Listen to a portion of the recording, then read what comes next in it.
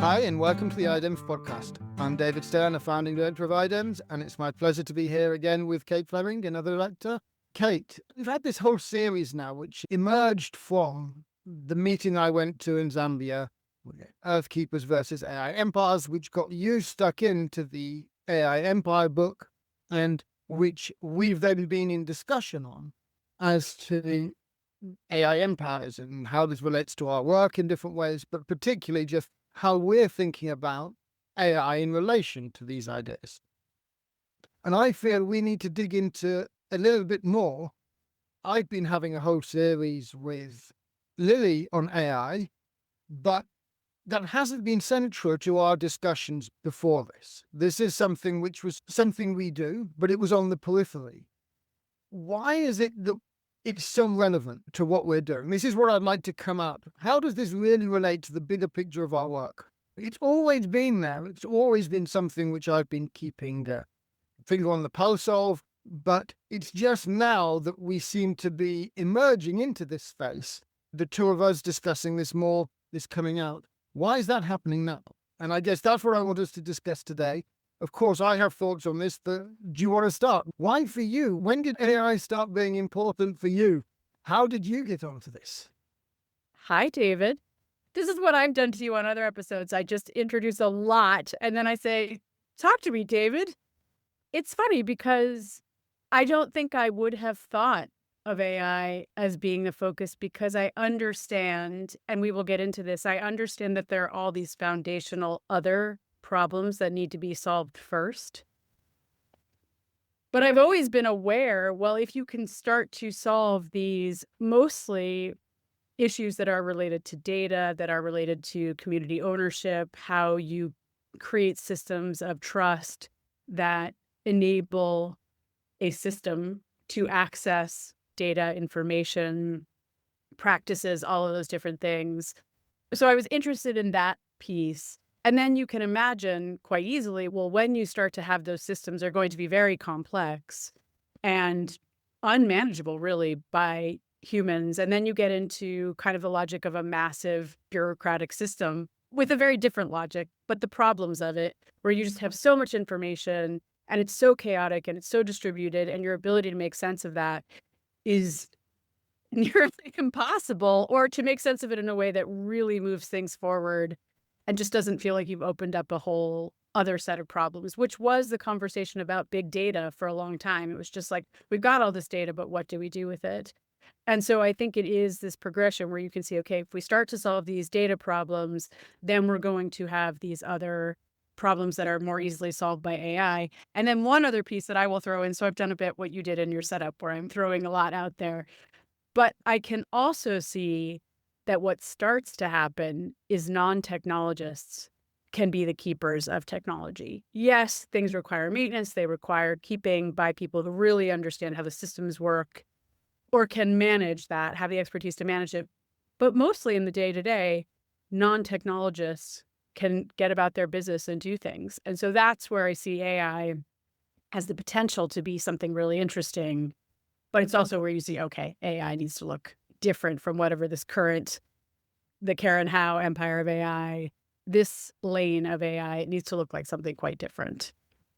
And let's be clear, when we're saying it needs to look different, that is what Karen is actually saying. She's saying in her book that the AI of the AI empires is not taking us down the route which is going to serve society in the way that, as society, we should be driving towards.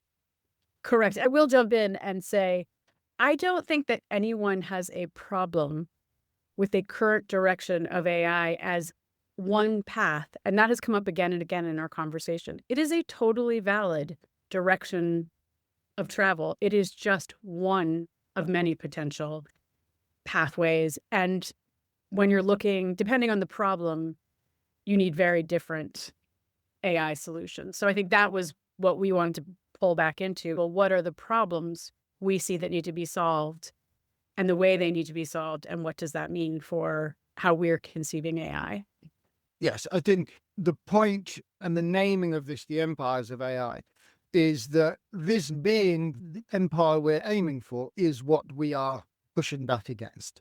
Not that this is not technological and societal advances which could happen based on this, but it is leading to a capture which is not what we believe is in the interest of broader society, and to be honest, even in the interests of the companies themselves in the long term. If you take a long-term interest, if you forget the short term, where they can't do better than they're currently doing in the short term, but if you think of them actually, what might they look like in 100 years' time? Well, I think they'd look much better in 100 years' time if we navigate these few years in a way which actually has them in balance with society rather than just extracting from society.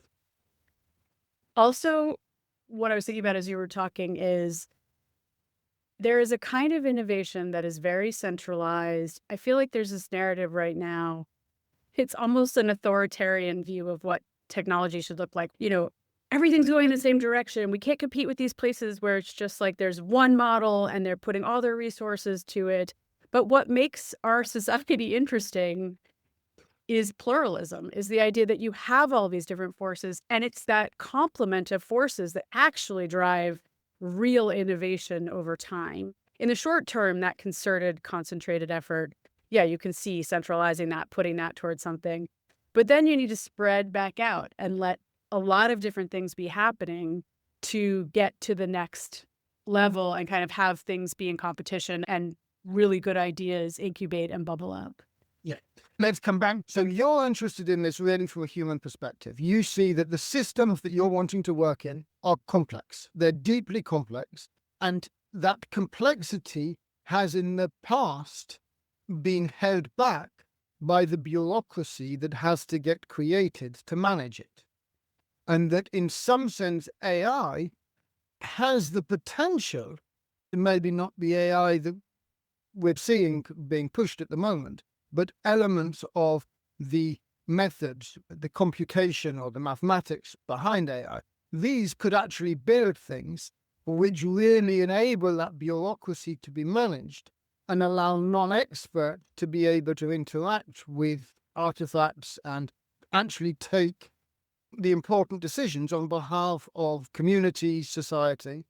That's where you're seeing that there is a role that we can do, that the technology is potentially enabling us to make better systems work where the bureaucracy is not holding back the interests of society or community. Yeah, I wouldn't even frame it as bureaucracy. I would say the better framing when I think about it at the problem level is just dependencies that often keep the people who know the most and are best suited to tackling a problem from ever getting close to even contributing to what a solution might look like. You can think of all kinds of communities where there's somebody who, often an expert, often at the systemic level, where they have an idea of the solution. But then when you get on the ground, well, what a community actually needs, the knowledge they hold of how that really should work. And it's not that they don't need that outside information and research, because it helps them to frame their own practices and thinking and various things. But to just replace whatever that local knowledge or expertise is with this outside thing is not helpful. And it's missing where there's a lot of value that could actually have real impact. I think about, well, how are you starting to remove those dependencies, collapse the current power dynamics that create those dependencies? Again, it's not going to be that it's all or nothing. There are going to be times when someone who currently has agency should continue to have agency. They know things, they have information, they have skills, whatever it is. It's just they also need to get out of the way. And if technology is a barrier, which is how it is right now, you can't ever have that happen. I mean, right now, we are living through the age of a very small pool of people have designed the systems, the digital systems that shape all of our lives. And they have made decisions that I think are incredibly consequential for society in good ways, but also in really problematic ways. What I want to just come back to is the bureaucracy piece on this, because if you think about, in absence of it being technology, often this is a debate between bureaucracy, but having good rules which are set to support people, having social safety nets and these sorts of things that come with bureaucratic burden. Or you see, at the other hand, very light intervention where you don't have the bureaucracy, but then you don't have the social services, the actual support services. And part of what I fear, in some sense, is that the technologies are presenting themselves as the latter, whereas actually they are partly the former. The bureaucratic processes, they're gateholding a lot of the different experiences, what you can do. Although they're presented as being the latter, they are actually holding quite a lot of the structure, the decision-making power, in a way which, if we think about how this interacts with society, actually the tools that they're building can help us to navigate that space between the bureaucratic and the individual freedoms much better. But it requires a different sort of mindset to be able to bring these together and to actually cut through the bureaucracy while actually offering the services and recognizing the services for what they are. That's such a good point. It's that we're still being sold this idea that a lot of what's happening is this resourceful startups, like these are just lean, these are the creators, the ideas, this is where stuff is coming from, they need to be unleashed. But actually, a lot of it is bureaucracy. It's taxation as well. They're taxing every interaction we have, but they're taxing it at the digital level. They're the tax collectors. Yeah. We need our Boston Tea Party. It's such an interesting framing. Again, I just come back to this has been captured as if like this is the free, open-minded exchange of ideas, all of that, but it's actually deeply bureaucratic. It is like the entrenched apparatus of the technology state that has basically set up exactly, it's a bureaucracy. That's such an interesting framing. I really hadn't thought of it that way before, but yeah, that makes sense. I think the taxation to me is the key one. They are in the middle of every transaction and they tax every transaction. They're just not doing it at the government level. They're doing it at a global level. So your global tax is what you are paying to your AI empire, that they are just taking their tax on everything. How people who want freedom from tax and don't want government taxation support this is something mind-blowing to me. Because they haven't thought about it this way. And yeah, I mean, it's funny because when people say they want a revolution, I always think, oh, revolution, be careful what you wish for, because obviously revolution is hugely destabilizing. Often the people who come out on top are sort of the same people, just wearing different clothes. And the same people who are marginalized end up at the bottom in whatever the new system is. Or maybe it's different people, but somehow they're always the same power dynamics. Whereas the soft revolution, and I guess in some ways, even though obviously the American Revolution was, sorry, I'm bringing my American lens, but there are different kinds of revolutions, and early conceptualizations of independence were just about breaking free of those systems that were imposed, that had kind of imposed this tyranny. But to bring it back, the problem that we're really solving here, or we're thinking about here, is how do we give people access to the things they need, the tools they need, the resources they need, without just this machine that is taxing them, that is controlling them, where they don't really have a say. And this will come back to, again, sorry, politics, but there's been a lot that's been written about the authoritarian nature of big tech, where it's like an authoritarian bureaucracy that's been created, where they create the illusion of free will and choice, but in fact, you have very little free will and choice. It's deeply constrained. Let's just take this analogy further, because we'll get to why I'm discussing AI. This has got in a direction which I quite enjoy. The point is, if we actually take the governance analogy and we recognize that the AI empires are currently empires, well, America led the way in terms of deciding you didn't want empires, you didn't want to be governed by an empire. And so the American Revolution was all about moving to a republic and to have democratic systems behind the republic. Okay, so what happened? What does a democratic governance of an AI system look like? It would probably still have taxation. Just like the Republic did not do away with taxation. It probably still needs that to be able to function, but it could be governed differently. And there are other people thinking about this and thinking about governance in these ways. And so there are ways in which that parallel is actually really useful. AI is a technology. It is not a governance mechanism. And the fact that we are confusing these and conflating them is actually quite interesting. I was going to say, actually, you remind me of something. I was listening to some conversation between historians talking about ancient Greece or Rome or something. It was basically one of the things that came out was somebody who said, well, maybe democracy isn't the right model anymore. And part of me was like, what? How could you possibly think that way? This person is against democracy. But actually, the point he was making is these are outdated systems. And we could imagine new systems, and maybe there are better ways with technology to represent different groups, different categories, to give people ownership where they have expertise. I don't know what it would look like. I don't even begin to know what it would look like. I guess you set me down the path of thinking of two divergent things. One is how AI is governed, and the other is how AI can help with governance. So the idea, if you have a well-governed system, you could actually begin to do things that are much more modern than going to the ballot box, which is thousands of years old, I guess. That's like a very old way of representing a viewpoint. It means that sometimes I'm voting about something I don't really know anything about, and I'm pretty informed. Whereas what if we elected people? Well, okay, sorry, now I'm getting into the way the system should work because democracy is always representative. But yeah, it's just how might technology help with that? So yeah, you're right. That is a problem I find very interesting. Yes, I'm aware that this is something which you have dragged me into. That I am now interested. It is something I thought was beyond my expertise, but you're exposing me to actually think deeply about this. And the thing I do want to say is that it isn't that things like democracy as an idea is outdated. It is possibly that our implementations of that idea are outdated. The idea itself is about representation. It's about all sorts of other things.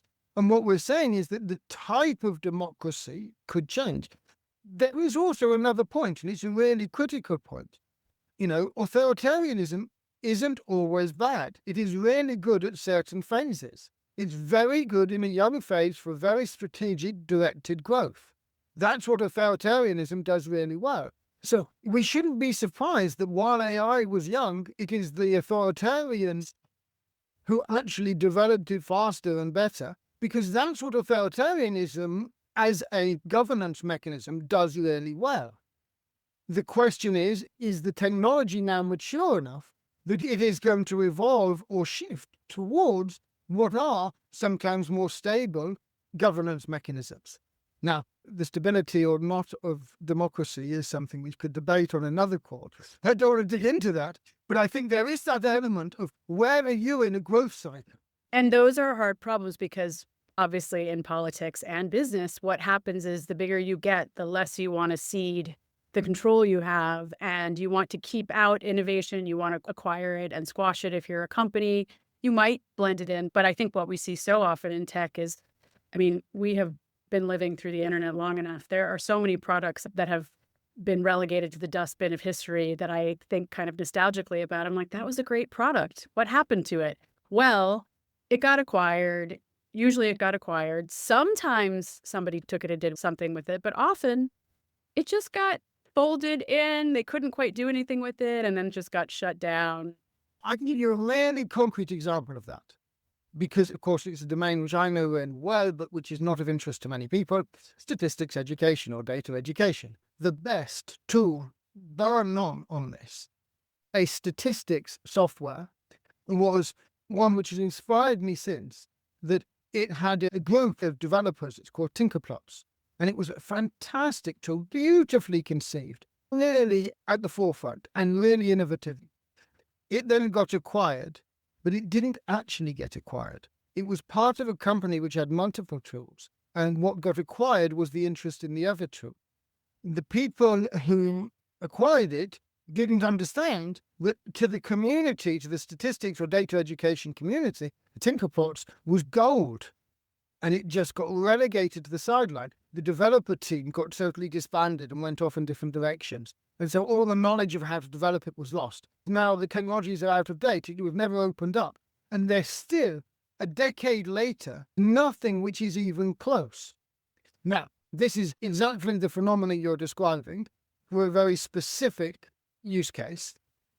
But the thing that I want to draw out on that is that actually, maybe this is part of what's motivated me and has got me really interested in AI. I've always had that in the back of my mind. This happened before IDEMS existed. And it was this realization that actually, for us to build the software which is really going to be impactful, it isn't enough to just build the structures which build good software. Building good software is actually secondary to figuring out what are the structures that will enable good software to sustain, to grow, to actually evolve over time and emerge, even if it's for a niche community. And this is exactly what motivated IDEMS to be set up in a different way. At times, as you know, people have come to us, they've offered us mentorship and advice and told us, you're idiots for being a community interest company limited by guarantee. Why are you making life hard for yourself? But it is exactly that vision to recognize that actually, I don't want to build things which then get relegated to history. I'd rather not get them finished than get them built and then see them acquired and torn apart. So I want to solve that broader problem. And that's exactly where I was aware that AI is part of what can change and be the heart of changing that dynamic of what gets built, what gets evidenced, and all of this, and how these jobs would get built out. And so a lot of what we've been doing is building the underlying infrastructure that would allow for this different model. And so we've been waiting for this model where the AI agents are big enough to be able to actually make a different system work. This is the heart. Yeah, and what I hear in what you're saying is right now it's very either you're deeply centralized and you're ambitious and your scale, or you're deeply decentralized and then it's a lot of kind of scattershot, a lot of creativity, but nothing can ever get anywhere. I mean, we know so many people like this in the open source community who are working on really interesting things, but they're just this one lane. It's often held by one person who's really passionate about it. And you recognize when that one person goes away, it kind of languishes and dies. And so what we see and are working toward, and we can save more of this for the next episode, but is how do you build and how much do you build what is the underlying wiring to enable all this local creativity, local flourishing, but to do it within a networked, connected, interoperable, and not sort of loosely interoperable, really deeply interoperable, which is how it would need to be for it to actually work, in a way that becomes competitive at scale with the big players. It's not that we're saying they can't exist. And there's a place for them, great. But what does it look like to build scale alternatives? And yeah, as you say, this should be another episode. I won't dig into that, but what I will do is just finish with the fact that really AI was always something that we knew was needed, but it wasn't ready until recently. And what I believe in some sense is that the structures we were building, we got criticized as these are too complex, they're too hard. Actually, what we're building is not easy enough to use. And that was valid criticism until the latest breakthroughs in AI. And this is what's so exciting. Now we have a foundation where all that complexity, everything we were building, which others were saying, can't just make this simple. And we're saying, no, you can't make it simple because the problems underlying this are complex. We need to expose that complexity. And that's what we've been working away on in the background for years now. And now with AI, there's no problem with that complexity because that's exactly what the AI agents can help you with.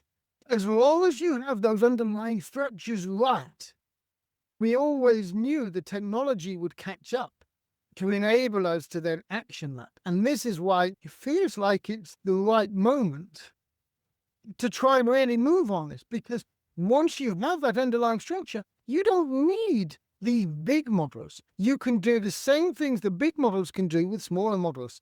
The environmental issues go away, all of this. We've been waiting for this moment. We're not there yet, but it is exactly what we've been preparing for a decade or more. And it comes back to what you articulated as the reason you've been thinking about this, that it's not about the technology, it's about the community. It's about the role technology plays within society. And this is what we could actually reimagine, I believe, if we can get these underlying foundations right and build the systems on that. Anyway, let's dig in another episode to what you were just saying about what do we see as being this good AI system. Sounds good. Thanks, David. Thanks.